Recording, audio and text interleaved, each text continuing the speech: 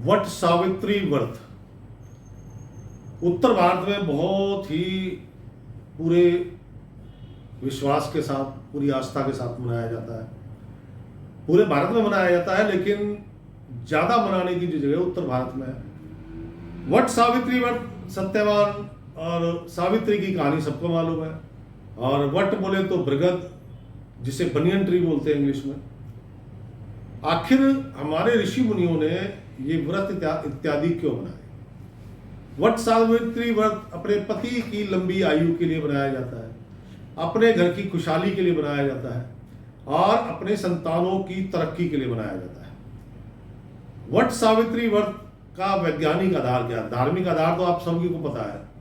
मेरे ख्याल से भारत की सनातन महिला इस व्रत को अच्छे से मनाती है, उसे पूजा पाठ भी करना आता है, उसे सब मुहूर्त भी पता है और कैसे करना है उसे सब कुछ पता है। तो उस मुद्दे पर नहीं चल के हम चलते हैं, इसका वैज्ञानिक आधार क्या है। हमारे शास्त्रों में कहा गया है कि कम से कम अपने लिए एक बरगद का पेड़ जरूर लगाएं, पीपल का लगाएं, नीम का लगाएं। आखिर क्यों? ऋषि मुनियों ने आदि काल से कुछ विशेष पेड़ों को पूजनीय बनाया, उसका एक बहुत बड़ा कारण। वैसे तो हमारे यहाँ सारी वनस्पति पूजी जाती है, हमारे यहाँ तो आग की भी पूजा की जाती है। श्वेत आग में से तो गणेश जी जड़ में निकलते हैं। कहने का मतलब हमारे तो सनातन धर्म के अंदर चलता ही बेस्ड ऑन प्रकृति, साइंस। क्योंकि बट वृक्ष एक ऐसा वृक्ष है जो अपने आप में एक हॉस्पिटल है। हर बीमारी का इलाज उससे मिलता है। उसकी जड़ें बहुत गहरी होती है, यानी स्थायित्व, आपकी स्थायित्व को बताता है। उसका पत्ता, फल, फूल, छाल, उसकी जो जटामासी जो होती है, वो जड़, कुछ भी ऐसा नहीं है जिसका आयुर्वेद में बखान ना हो। छोटी से छोटी बीमारी से लेकर बड़ी से बड़ी बीमारी तक, कैंसर, एड्स तक का इलाज बरगद के पेड़ में है। उसका दूध सबसे ज्यादा ताकतवर बताया जाता है। हमारे ऋषि मुनियों ने अगर इन पवित्र पेड़ों को, बरगद, पीपल, नीम इत्यादि, क्या नाम है, आंवला वगैरह जो वृक्ष है, इनको पवित्र बना दिया।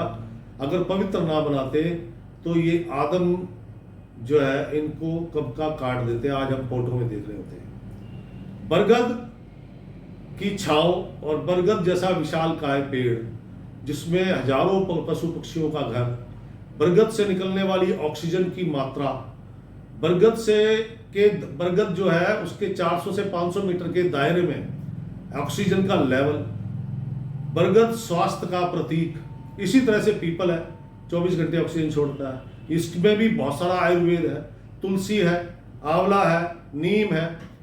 तो ऋषि मुनियों ने प्रकृति को बचाए रखने के लिए इन विशेष वृक्षों को पूजनीय बना दिया। क्योंकि ये वृक्ष हमारे, आज पॉल्यूशन की बात करते हैं, पॉल्यूशन क्यों बढ़ रहा है? गांव खाली पड़े हैं, पीपल का कोई एक आध पेड़ मिलता है, नीम का एक आध पेड़ मिलता है, बरगद होता भी है तो लोग डर के भागते हैं। ये जो वामपंथी विचारधारा या हमारे सनातन धर्म के इतिहास को बदला गया कि पीपल पे भूत होता है, बरगद पे भूत होता है, ये हमें अपने दिव्य पेड़ों से दूर रखने के लिए बनाया गया। आज हम पानी की किल्लत, अभी न्यूज में दिखाया गया बुंदेलखंड में लोग पानी को तरस रहे हैं। आज गर्मी का इतना भयंकर प्रकोप, सोशल मीडिया पे आ रहा है, पेड़ लगाओ पेड़ लगाओ। अरे पहले कहा थे तुम लोग भाई? वेदों में लिखा गया है कि अगर आपको उस जमाने में लोग लकड़ी जला के खाना बनाते थे, तो जो लकड़ी सूख के गिर गई है वही उपयोग के लिए है। आपको पेड़ नहीं काटना चाहिए।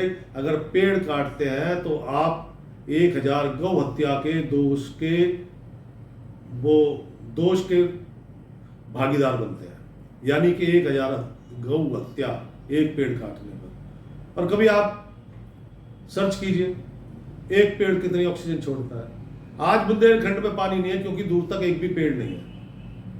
पहाड़ों पे लैंडस्लाइडिंग हो रही है क्योंकि पहाड़ों से पेड़ कट गए हैं। तो वट सावित्री व्रत अपने आप में एक बहुत महत्वपूर्ण व्रत है।